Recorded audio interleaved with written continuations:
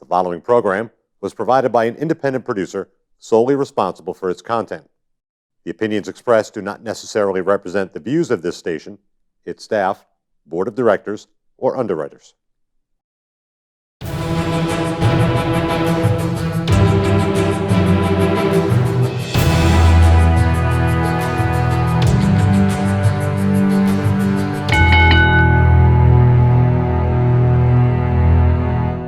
Hi, welcome to the Ring and All Other Sports. My name is Leo Connors, and tonight I got a very special guest, a couple years in the making, Brickhouse Baker. Brickhouse, how you doing? I'm doing all right. How about yourself, Leo? I'm doing good. We were talking off here. I'm just glad that I get to go to work at least for 8 hours every day. Exactly. Nice fresh air. Gotta love it. That's for sure. Absolutely. Brickhouse, we're just going to get right into it because you've had a very story of it, but it's got to be tough. Where did you grow up? East Freetown, Massachusetts. Okay. When did you first see pro wrestling? I used to go to my uncle's house, and they used to watch it, and my uncle used to scream at us if we got in the way of the TV. Get out of the way, get out of the way, get out of the way. Wrestling's on. And we turn around and look and be like, it's the 70s, so everything's black and white.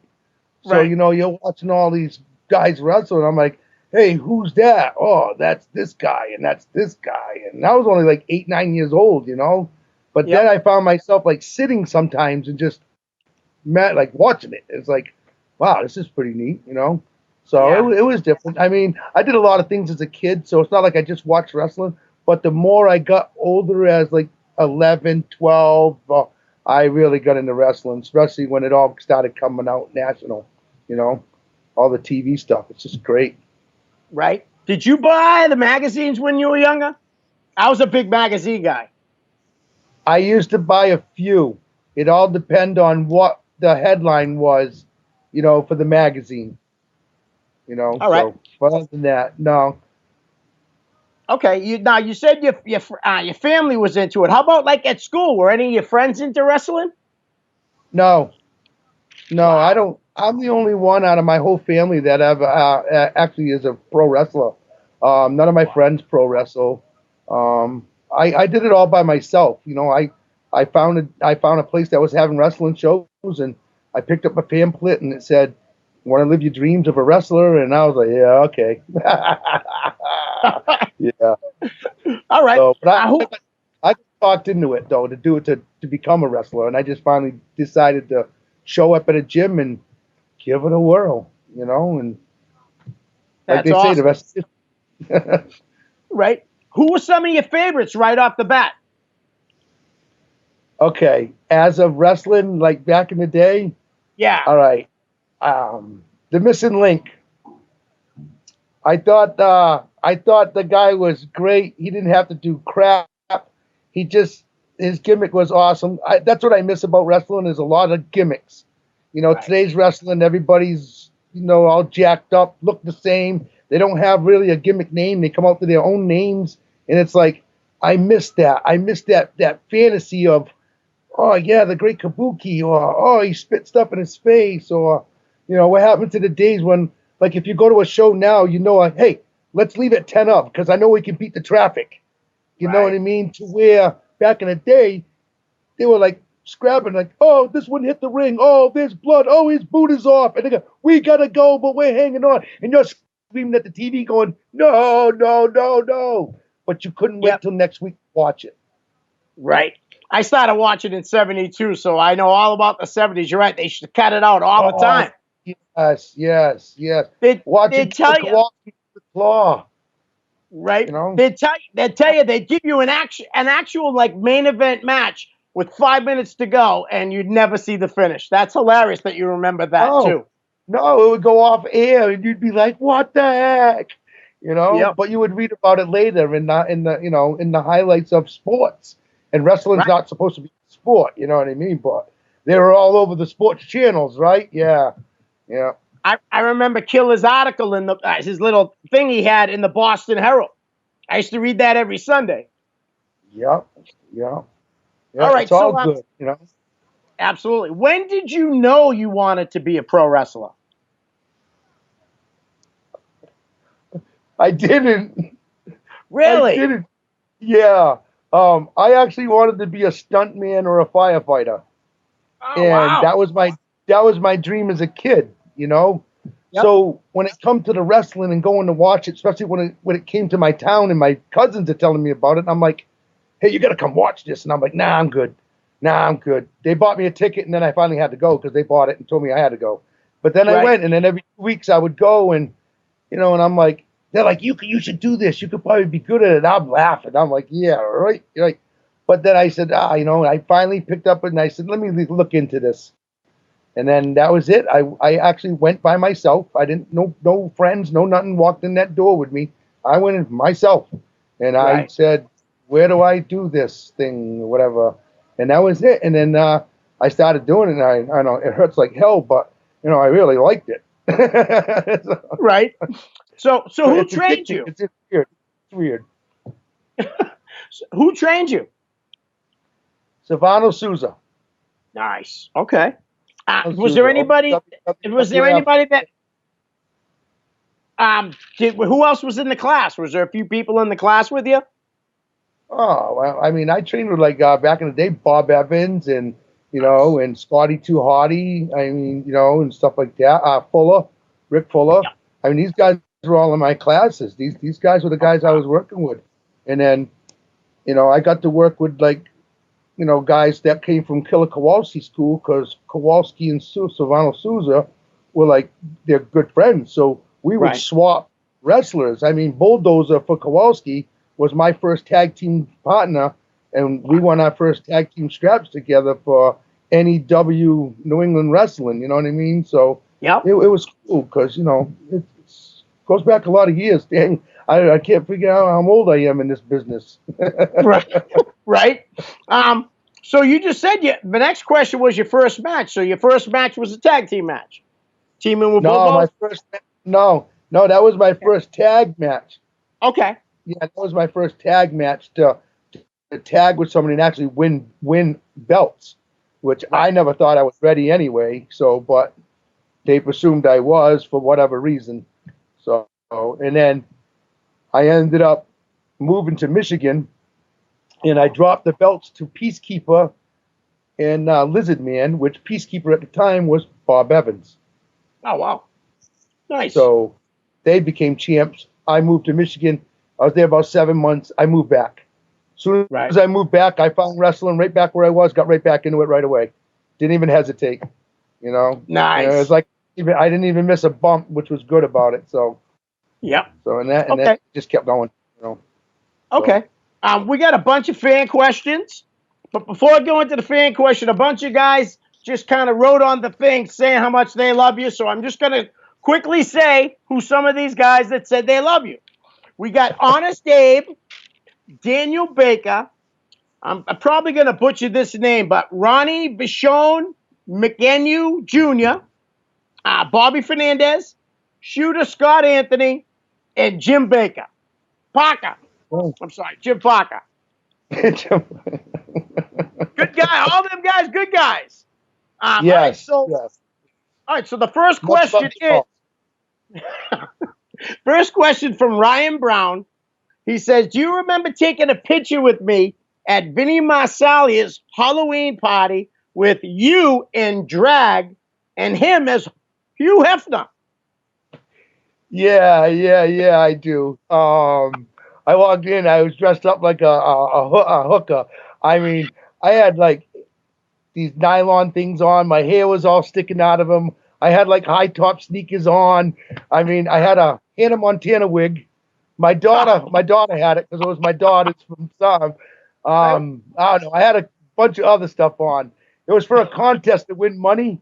I said, these guys will never think that Brickhouse will show up dressed like this. So I got to win.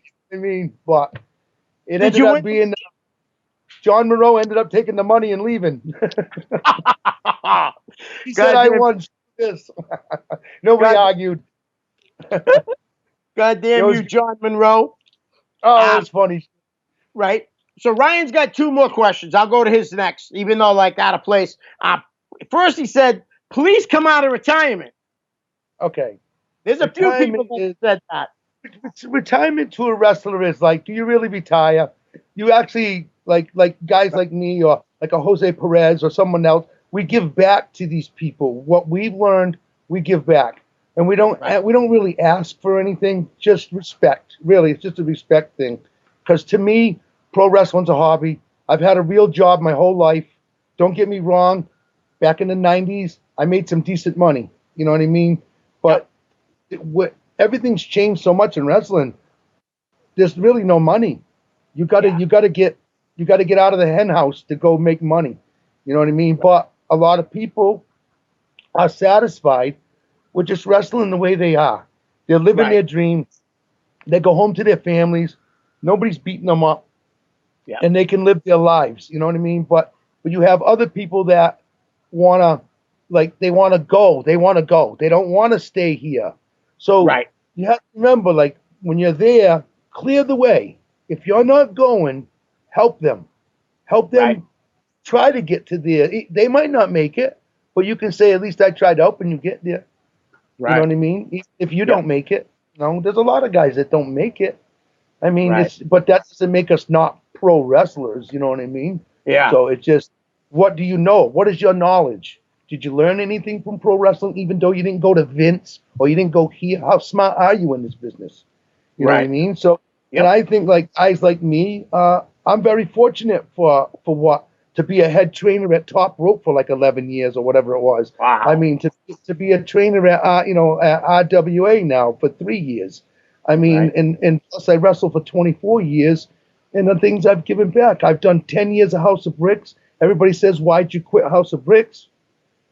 I'm done. 10 years. I mean, I'm 51 years old. I mean, as a retiring, no, I'll be doing other things and little skit things in wrestling, but to have a full-blown match like Brickhouse Baker, I can't. I won't walk. I'll be hurting. And I can't wrestle like that no more. So I don't want to be like them guys that, hey, let's lock up and go to the corner, man. Sit me down and go, hey, stay right here, brother. Choke me. All right, so Ryan has one more.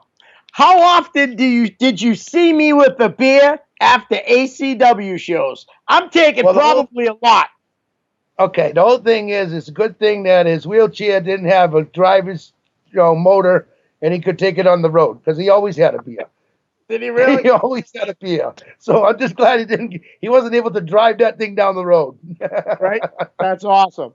All right. So Shay Cash says, first, before the question, I love you, Teach, and thank you for everything. Now his question, when will he put the boots on for one more time to face Shay Cash? Well, I'll just tell Shay Cash I'm not into pulling hamstrings again. That's another great kid. Shay is one of my greatest students. He is really good. Really good wrestler. He is I wish he would. Very nice guy. I mean, I've seen him do so much, and I know his partner's gone, but Shay is really good. I wish Shay would get pushed more. I'd like to see him on bigger shows, because he's really that good. He's a good kid. Yeah, no, he is very good. All right, Maverick Wild says, ask him about the meatball sub.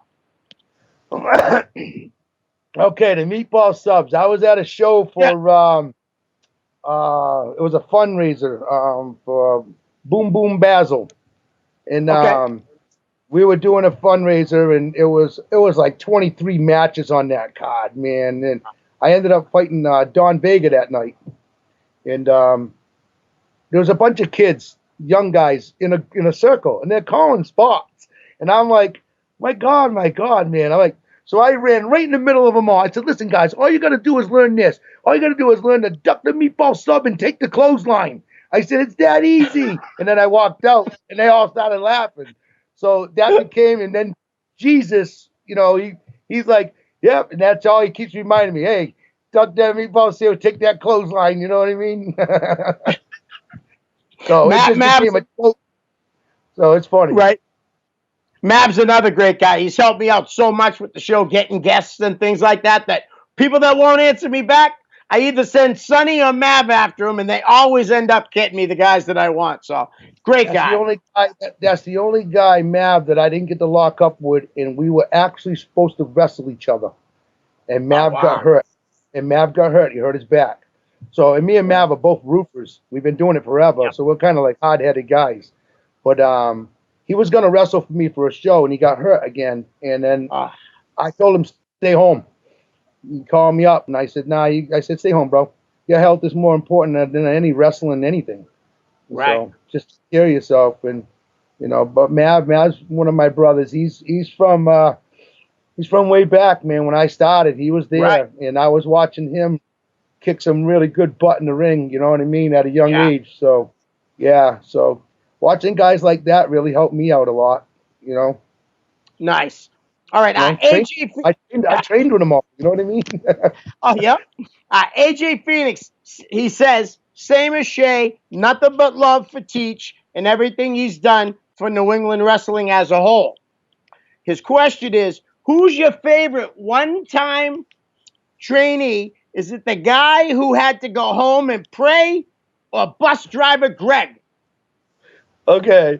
I mean, I've had some strange things happen. Okay. I'm gonna go with the guy to pray. Oh, yeah? Yeah. This kid came into training, and he came in with another kid, and then we did some drills, and I had him run the ropes. Just simple drills. Hey, take a couple bumps for me. He actually did pretty good. He wasn't for what I was telling him to do. He didn't do too bad. So I was looking for the second round. I'm like, all right, let me see if this kid can, pick up a little bit, and because he did really good. Yeah. And he walks up to me and he goes, hey, I gotta go home. I said, you just got here. He goes, yeah, but I gotta go home. I said, what do you gotta go home for? He goes, well, I forgot that me and my family, we pray every Monday. And then I looked at him and I said, you showed up at training to come learn how to wrestle, but you forgot that your family prays every Monday and you got to go home and pray? I said, dude. He says, what? I said, can you do me a favor? He says, what? I said, can you pray for me? Because ain't a damn thing works for me ever when I pray. Yeah. And then the kid just walked out. I was like, I'm going to go home and pray. Now, the bus driver, he came in. He was like 30-something years old. Nobody touched him. Right. Well, he was we were showing him how to bump like low. You got to squat and then you start low. You don't start up the top and start wailing yourself. So I just like, hey, just take a couple small little bumps. And we were showing him, and nobody touched him. Well, he ended up getting bleeding on the brain. And we took him home and left his car there, but he never told us. He never said anything. But he smacked his head during training. And I told him before he did it, he got up and he was a little dizzy. And I told him, look, because I know, I can see it in your face. You can tell me all you want. It's like a boxer. Yeah, all good, all good, all good. You know what I mean? So I seen it, and I said, why don't you go sit down and take a break? No, I want to do this. And it only took one more. And he smacked his head so hard, and then he was puking, and we were going to call the ambulance and everything for him. He wanted to go home. He left his car there. We gave him a ride home. Right. Oh, yeah. Come to find out, next day he had bleeding on the brain. Wow. He could have died. Crazy. You know what I mean? So it's just weird things like that, That's that fake bump it do, I guess. But I told him to go sit down, though, before he did it again. And it's just like, whatever, guy. I'm not, it's not my body to say, hey, but next time I'll say, like, nah, go sit down. Go sit down. Right. The guy came in at 30 years old. He's 32. He's a bus driver. He's gonna stop bumping as a bus driver. Okay, whatever. Wow. All right. Yeah. I got one from Deshaun Concieco. Yeah. All right. Deshaun. He wants to. Yeah. What's that? Yeah. That's his name. All right. Well, he says, why won't he wrestle Hot Shot Deshaun? And I think your son said because he sucks and go home. I think like something like that. Oh, it was hilarious. I read it. I'm like, what a ball buster. I love this. Yeah. The reason why I don't wrestle guys like that because they can't keep up with me. That I'd outwork and, him. and he's He a can fly youngster, right? He can fly all he wants, but I'll outwork him. Right. All right. I don't So want Scott, him. right? Scott King wants to know. Ask him to tell the story of our match when I had an abscess tooth, and asked him to be careful with it and what happened. It's a good story. Didn't you ask him that question when he was on? About I want to hear your answer first, and then I'll tell you. I told him I'll tell him that and stuff like that. You know what I mean? Yeah.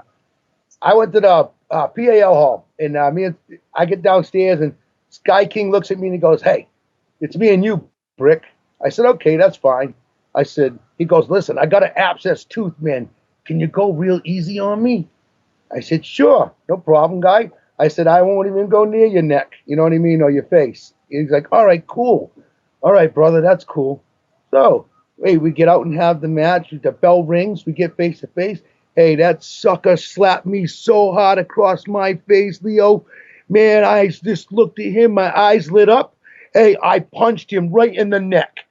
Drove him right where his abscess was. Punched him. And I just dove on him and we started rolling around.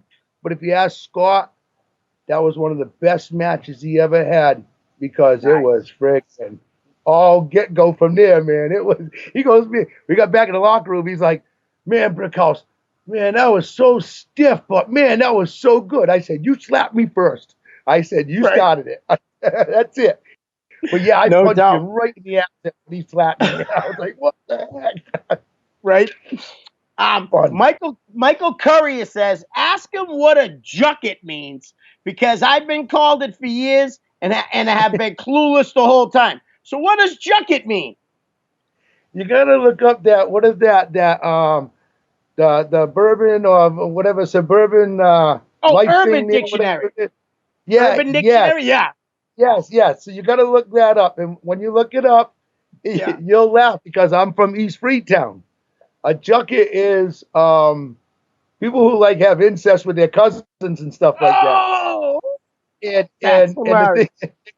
And the thing is, it's a Lakeville and an East Freetown slang word, and we use it. You know what I mean? It's like it's it's been around forever since I was born.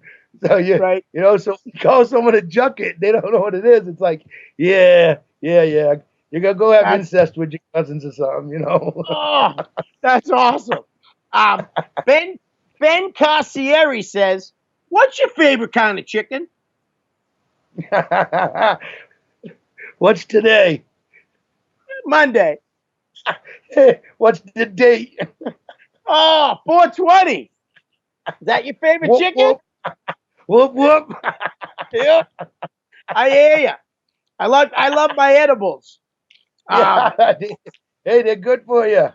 Oh, absolutely they are. All right, so Stephen Lust, who has been on this show, he says, "Yeah, he's a chud."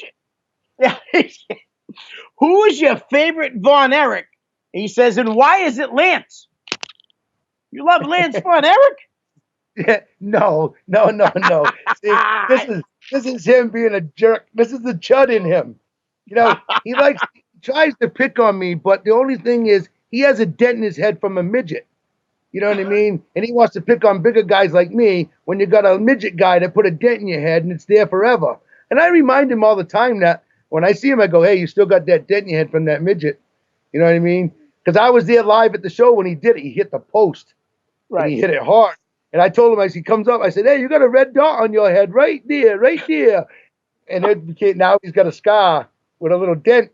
So I told him, "Hey, yeah, you got a dent from a midget. You're going to pick on me, right?" Yeah, he's a chud anyway. So no matter. Right. All right, so Billy Vox says, House of Bricks was known for their charitable efforts, while all likely provided a level of satisfaction. Was there any one cause that was particularly satisfying to you compared to the others? Did you have like Okay. one of your charity shows? Um, Did you something that you I loved just more than did. others? Well, there's things like the venues that I tried to run and keep everybody going and stuff. And like I said, the fundraisers, to me, it wasn't about one. It was about how many can we do? You know what I Okay. mean? Yep. So there really wasn't like a favorite. And now, if you want to ask a wrestler and go, hey, what was the greatest show you guys had? And we said, well, we've had a lot of them. I mean, Right. we're like everyone else. We've had shows where, 50 people showed up, but I've also had shows where it was, 300 or 250 or 120. You know what I mean? So it just varied on the fundraiser. When it comes to fundraisers, they're tough because one, you need the people that are running the fundraiser to back you up on the tickets.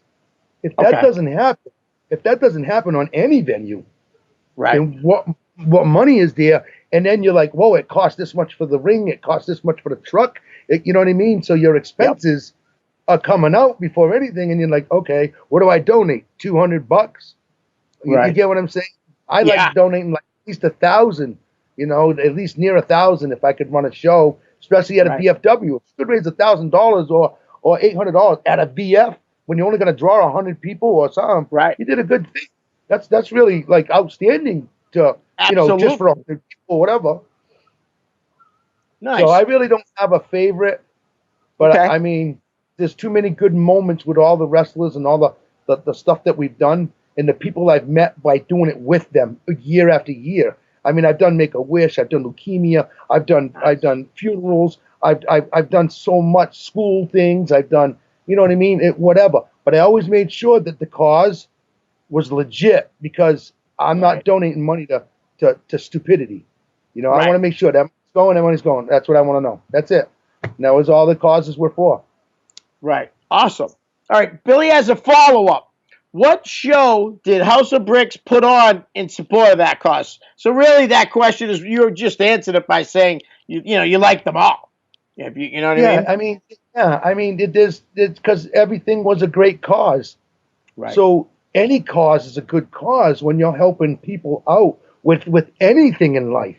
You know what I mean? You help somebody mow their lawn, or you help the lady cross the street. It either makes you feel good or whatever. To me, I look at it this way. If I was to run a company and then you had to pay all the workers, because my workers all donate their times. Right. So, and all I did was showcase you guys in these places where you can go instead of being stuck in one place. I didn't stay in one building. I was in this building, that building, this building, that building. I was down the Cape. I mean, I was moving. Not every show was going to the same place, going to the same place, going to the same place, same scenery. You know what I mean? So after a while, I don't like the same scenery. If I'm going to go see a wrestling show, I don't mind bouncing around because you're at different venues. You get to see different things in the city that you probably said, "Whoa, I didn't know this was here. Wow, holy cow, man! They got a wrestling show here or a boxing show, or you know what I mean?" So it just feels good. It feels good to have different venues because you're not going to the same job. Same job. Oh yeah, I know all about that. I've been at my job for 15 years. Yeah. Yes. This is the last question, and I saved it for last because it's going to tie into what I want to talk to you about after the question. All right. Jerry Lane says, Brickhouse, one of the craziest matches I've ever seen was your retirement match versus Jose Perez at the PAL in Fall River. What was going through your mind as the two of you were hanging from the balcony, beating the living shit out of each other? When you're a pro wrestler and you play this game for a long time. Now that me and Jose, oh my God, have been beating the crap out of each other for around 20 years. I mean, we've had bull rope matches, cage matches, barbed wire match, no ropes. We've had, you know what I mean? We've done so much crazy stuff together. And it's what was going through our minds pretty much probably went through our minds all them other times. Like, you hit me, I hit you. You hit me, I hit you. And the thing is with Jose is we never called anything. We would our spots would be like called out of like, hey, I want to do this, and we'd be doing it while we're working, not while we're calling it on the fly. Because that night in the locker room, believe it or not, I did not sit next to Jose. I Okay. sat next to a Monster Mac who sat next to me, and I sat next to this rookie kid who was putting on MMA gloves for a wrestling match. And I looked right at him. I said, dude, as a kid, listen to me. I said, it's okay for the Undertaker, Brock Lesnar. I said, all those Right. guys. I said, when you're getting in this business, I said, get rid of the gloves. Just tape your wrist, tape your fingers, look like a wrestler. I said, you're not going out there to smash someone's jaw in. I said, you're going out there to grapple. I said, you know what I mean? So don't use the gloves. I said, just get rid of them. So the kid didn't use the gloves. So, and then like every now and then I'd see Jose, he'd look at me, I'd go over to Jose, and me and Jose would take a toast and be like, okay, we're ready to go. And I'd go back, sit down, throw on a couple more pads, go over, me and Jose, okay, let's have a toast. Okay, let's go. We might have had a 5 or 6 toast by the time we got out there. But you know what? It was our last match. We both know each other very well. And to tell you the truth, with all our aches and pains that me and him have daily, you know, without wrestling, it was nice to go out there and be like relaxed and stuff like that. But what was going through my brain when I dropped Jose off the balcony, I turned around and looked at Jordan because he was running camera, and I looked at the stairs, and I said, I am not freaking climbing back down them goddamn stairs. So I went over the balcony. My hand slipped. I ended up falling. I caught my chest off the top of the balcony because it bows out a little. Right. And that's how I landed sideways on the floor down by Jose. Wow. All you heard was, boo! Place went nuts. But it was good. It was funny. It was That's funny. great. After Jerry's second part, we're going to talk about your feud with Jose. What was your favorite part of the business? Wrestling or teaching and promoting? Okay, promoting is stress. I don't care what anybody says. I don't care if you're running a small company or a big company. When it comes to people like canceling or, oh, I can't make it, or I don't want to do this, or you find out that they got a better booking and blew you off, or they did, you know what I mean? Just things like that. So when it comes to that, I never played the crybaby game with these people. And the thing I told them was, listen, I run House of Bricks. The door's open. Everybody says, how do you get on the cards? My sons used to tell everybody, show up. My dad will see. He'll do something with you. Because I made these kids stars. I didn't make stars come in and be stars over on the kids. I took every kid that I trained and everything that I've done, all the people that I've known. I've gotten Pat Garrett out of retirement. I've gotten people out of retirement and stuff like that. So and Pat Garrett now wrestles for Top Rope. Okay, so and we used to wrestle Top Rope back in the day together and stuff like that. And because Pat's one of the guys that I grew up training with, and back in the day when I started, he was there too. You know, so it's just things like that. You know, but that one went through my mind was don't go down the stairs, take the shortcut, and the shortcut, and I took it. Took that elevator real quick. Oh, that's hilarious. All right, so it is. Scott Anthony Shooter, he posted a thing the other day with some pictures of you and Jose, and he tagged me in it because he wanted to make sure we talked about this. It was the first time he shot a barbed wire match. What was going through your head? You know what I mean? Just before the match started. I mean, it's got to be crazy. Adrenaline. It was all adrenaline. It was like a unsurreal happening. It was like, am I in a dream? Is this really coming to an end to where I know I'll still be in the business, but I can't do these matches like this no more. You know what I mean? So it couldn't go on it could have went on forever. It felt like the match was there. It felt like that night was just going on so good. So good. It was just, everything went so well. And I wish a lot of guys could go out and have a sold out building that they've been in for years, you know, and go out that way, but they don't get that chance.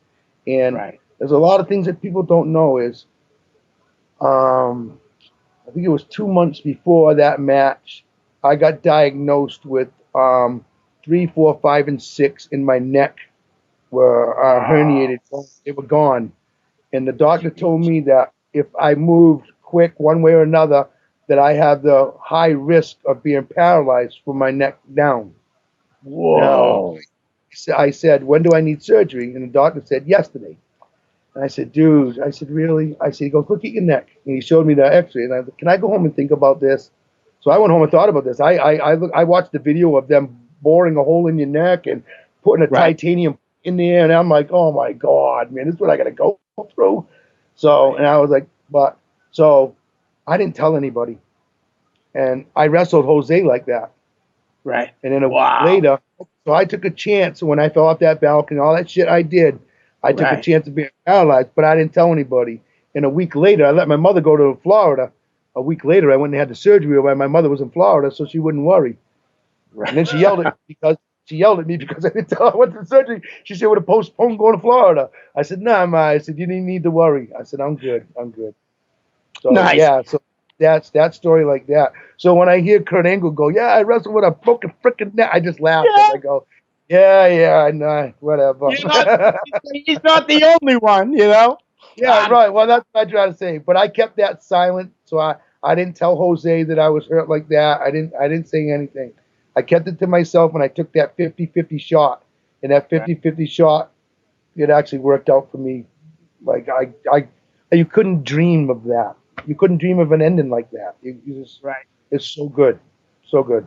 I'm glad it worked out for you and you're not paralyzed from the neck down, No, yeah, me too, because I had a lot to think about. I got a lot of grandkids and stuff, and I got a big family, and you know, it's like you don't really know how deep you go until your brain starts running. Like, damn, I gotta have this done. Damn, I'm that hurt.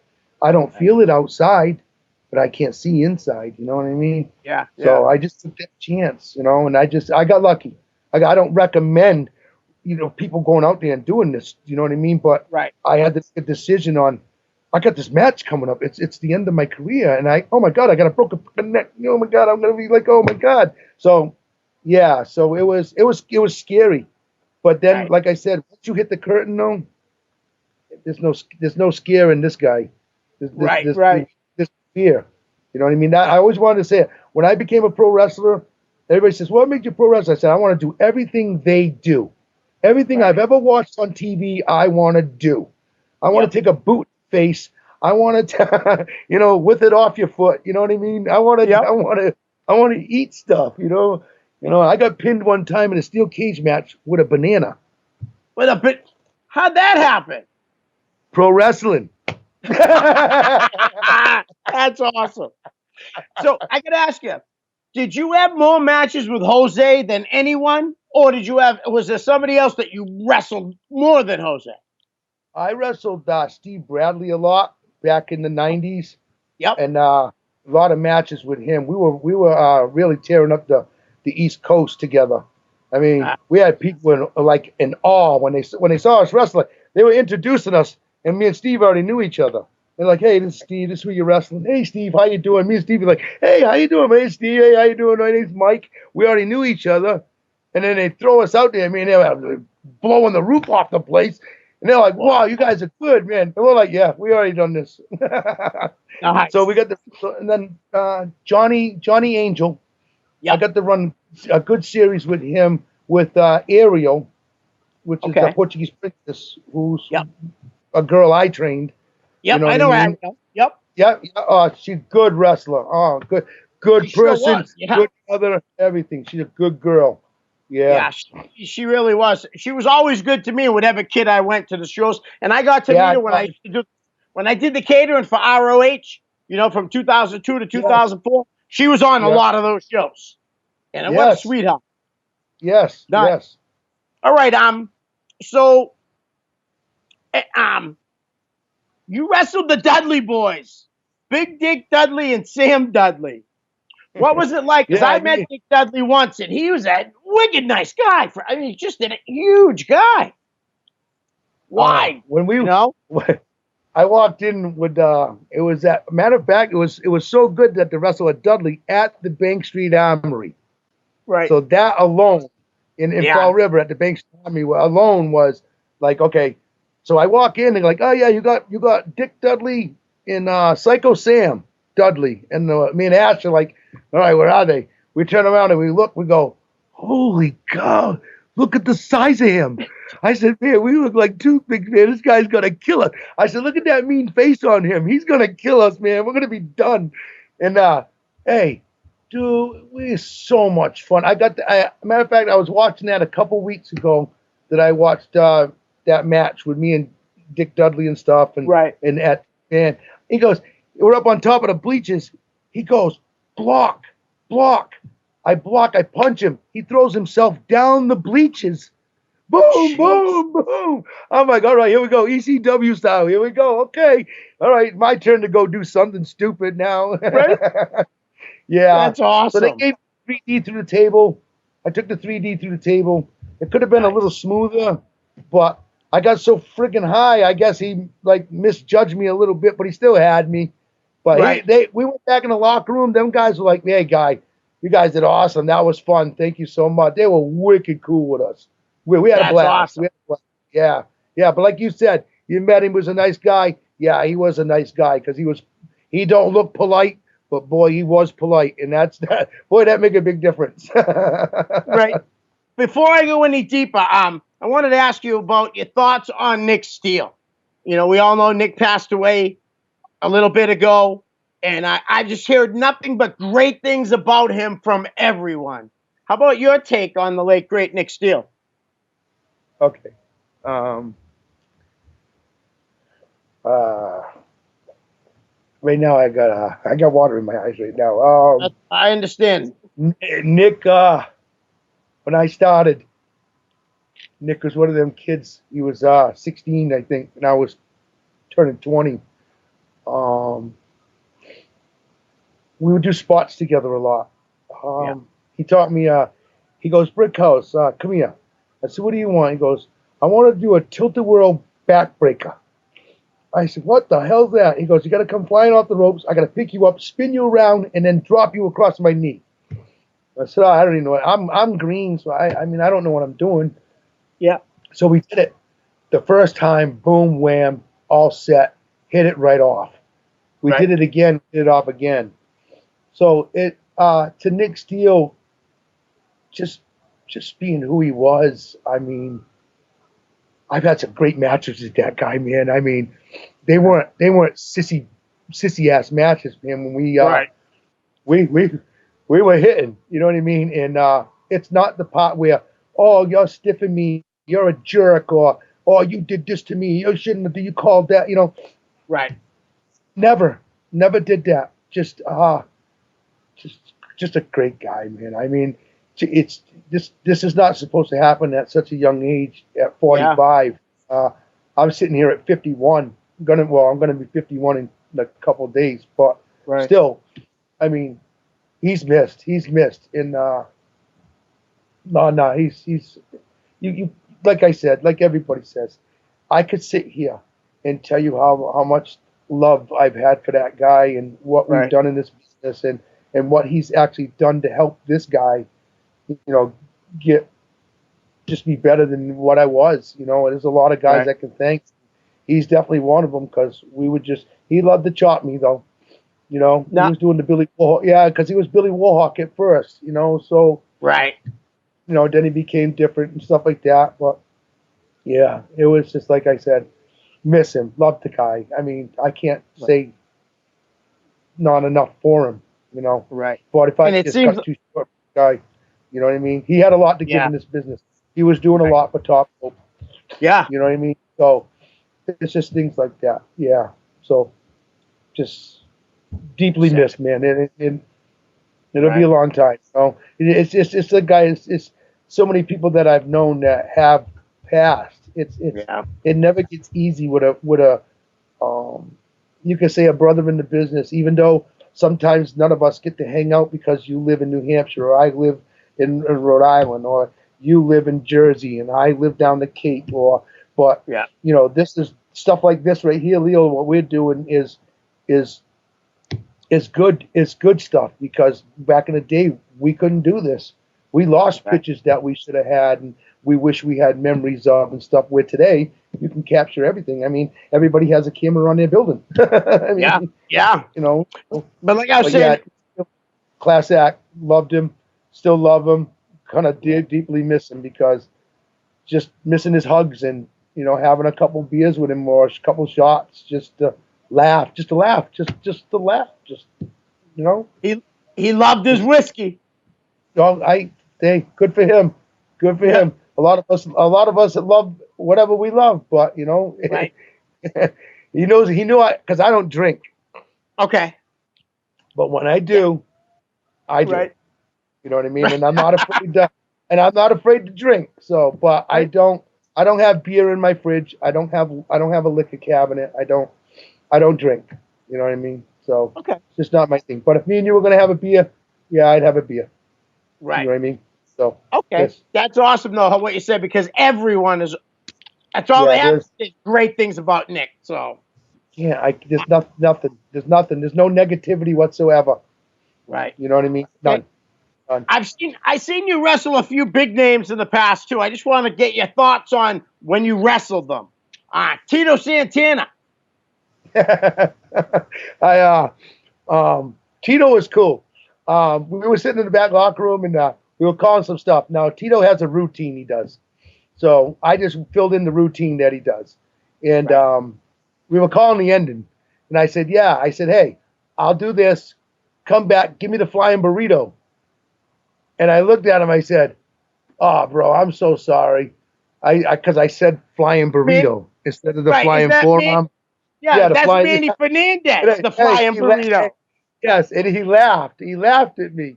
And I go, dude, I'm sorry. He goes, I'm so used to Jesse the Body picking on you. It drives me nuts, man. You know what I mean? So anyway, I got to wrestle him a couple times, and nice. it was cool. It was cool. It was fun.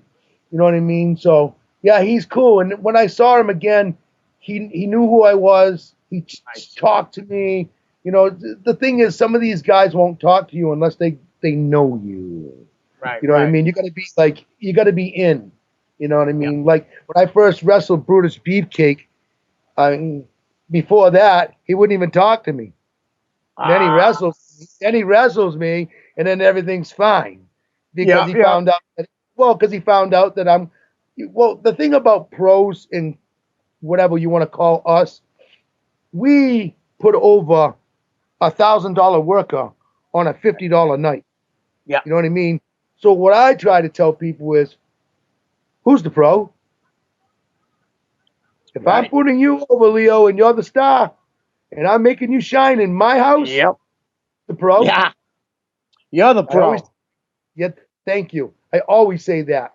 I tell people that. Don't ever say you're not a pro wrestler just because you're on this class or that class or this class or whatever. A pro wrestler, if you know your stuff, you are a pro wrestler. Now, don't get me wrong. Not everybody knows their stuff. Nice. And that goes for TV too. That goes for TV too. Okay. So I see that you wrestled Doink, and the ref for the match was the Skunk. I have to ask, was it Sweet Scott in the Doink outfit, or was it Matt Boone? It was Sweet Scott. All right. It was Sweet Scott. That's the thing about me and Ashworth and Rick Fuller. We traveled a lot together. So whenever Ash was like really doing Doink, I was fighting Doink. You know what I mean? I would travel with Ash just to be fighting Doink or something. You know what I mean? And hey, we'd be driving down the road, he'd be putting on the makeup and stuff, waving to people at stoplights, and we'd laugh. Yeah. Good stuff. That's awesome. You also wrestled, you know? Yep. You also wrestled a guy that I really liked when I first started watching wrestling, Larry Zbyszko. Okay, let me tell you something. When you asked me like that, and I said missing link because that was one of my favorite things. But Larry Zbyszko was so good. And I actually, I pulled my back out. I yanked my back out really bad. I went to the hospital that morning. I couldn't walk. Wow. I couldn't walk. I had a hard time walking. Right. So Ashworth, I call him up and I go, Ash, I said, I don't think I'm going to make it, partner. And he goes, oh, partner, oh, man. He goes, all right. So I get out of the hospital, and I'm at home, and I'm laying on the floor because the floor is flat and, you know what I mean, better for your back than a bed. And I'm punching my pillow, and I'm like, and my ex is like, what's going on? I said, my back's out. I got a chance to wrestle Larry Sabisco, the living legend. I said, from AWA, when I was growing up watching this guy, I said, Right. and I am hurting. And she looked at, she said, why don't you just go? And I called up Ash. I said, partner, where are you? He goes, oh, I'm on the highway. I go, is it too late for me to go? Oh, hell no, partner. I'll turn around. I'll come get you. We'll go. He turned around, Nice. come pick me up. I headed up. And I was in so much pain wrestling him, but I was also letting my adrenaline take over my pain just to Yeah. wrestle him. Now, Right. I was standing across the ring from the guy like that. I didn't even want to lock up. I Right. didn't even want to lock up. I really thought I was in a dream. Now, don't get me wrong. I'm wrestling Tito and I'm wrestling that. Yeah. But I'm wrestling Harry friggin' Sabisco. Are you Yeah. serious? Bruno's Serious? Bruno's protege. Listen, this, and he was a class act. He was really Nice. good. So it was cool. I mean, I got the match on film. I got my autograph with him. I got one of his autographs. You know what I mean? So I see a lot of people don't know that when I used to get autographs back in the day, they're all signed to my kids. Ah, nice. I didn't get them signed to me. Right. I only got a few signed to me. But every time I met these guys, they'd say, hey, I say, hey, could you sign David and Devin? And then when I had my daughters, I'd say, hey, could you sign one for this, this, and this? And then I Yeah. have my, you know what I mean? And I got them all pictures. Like I got Bastion Boogie's autographs for them. Ah, I nice. got Mike Shaw. Yeah. So Yeah. I mean, so I got things that I did, for them, not me. Right. See, that's the thing about wrestling with me. People get into this, oh, wrestling, it's me. No, man.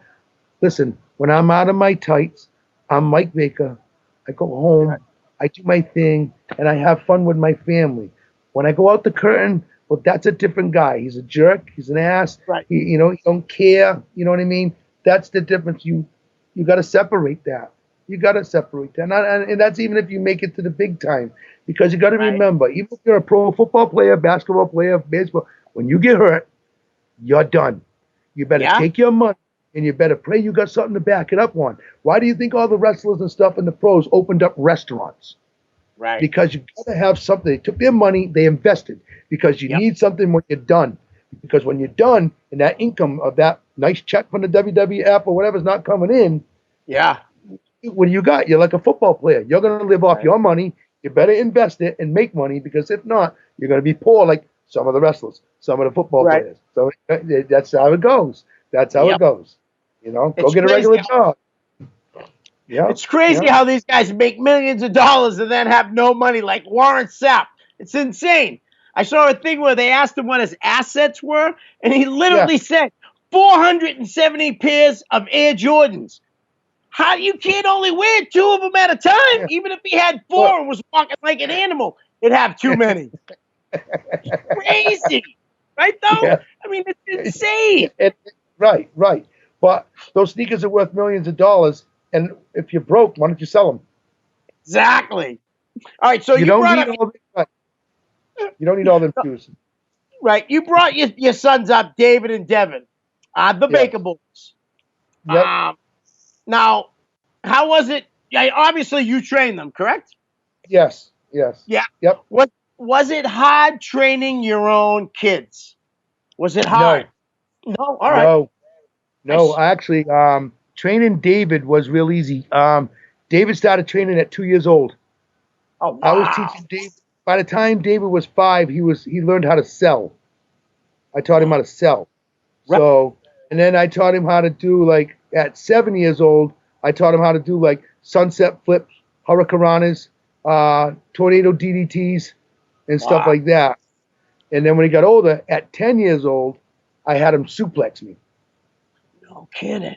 That's At awesome. 10 years old. I said, dude, we're going to get over. Don't worry about dad. We're going to go over. Just stand straight up and kick your feet out, and we'll go right over. And at 10 years old, he suplexed me. And I was probably at 220 at the time. Wow, that's so- that's a great story.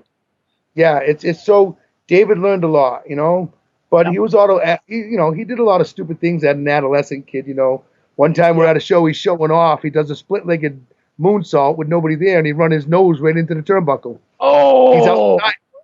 He's outside on the floor. This is before the show started.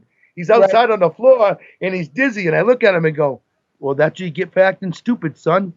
I said, see? I said, you want to play around? Get hurt. I said, now if you're hurt before the show, now you got a show to put on. So now you're hurt. Look at your nose; it's a little scuffed.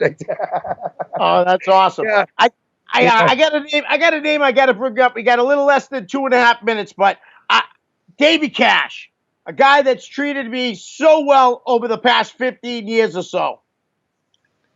Davy Cash is one of the hoods. Yes. Davy grew up with us in the business when we were in the 90s.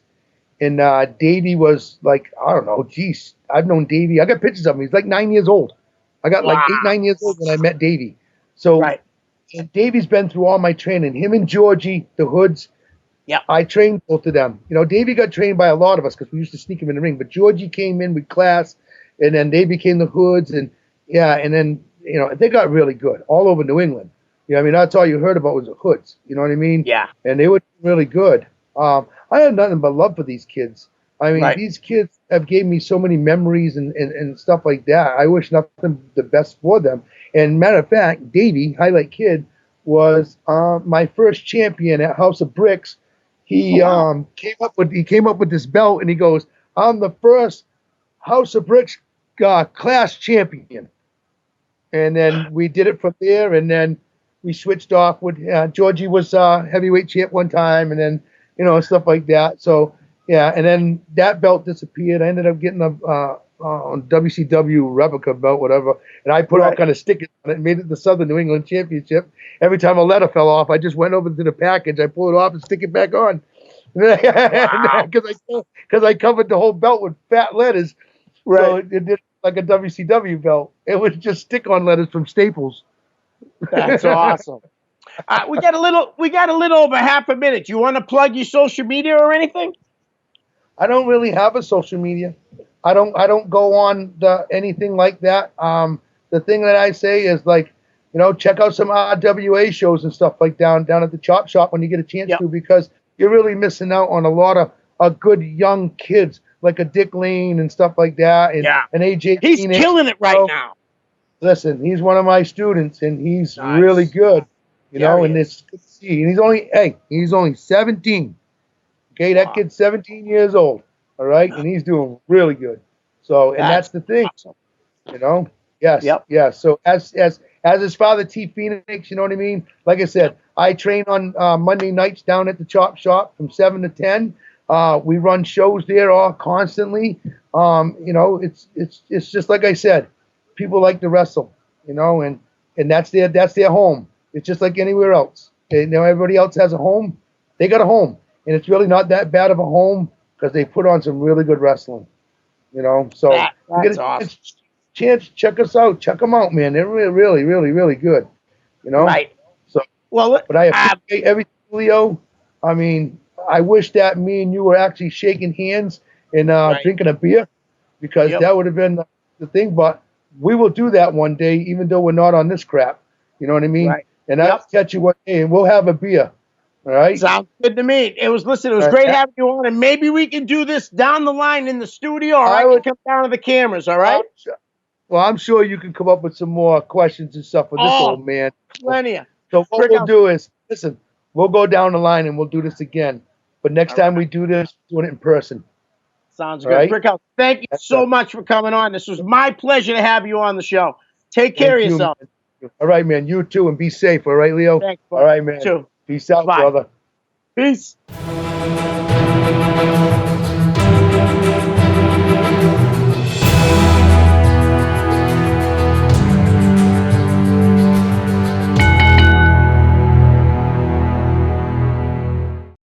The preceding program was provided by an independent producer solely responsible for its content. The opinions expressed do not necessarily represent the views of this station, its staff, board of directors, or underwriters.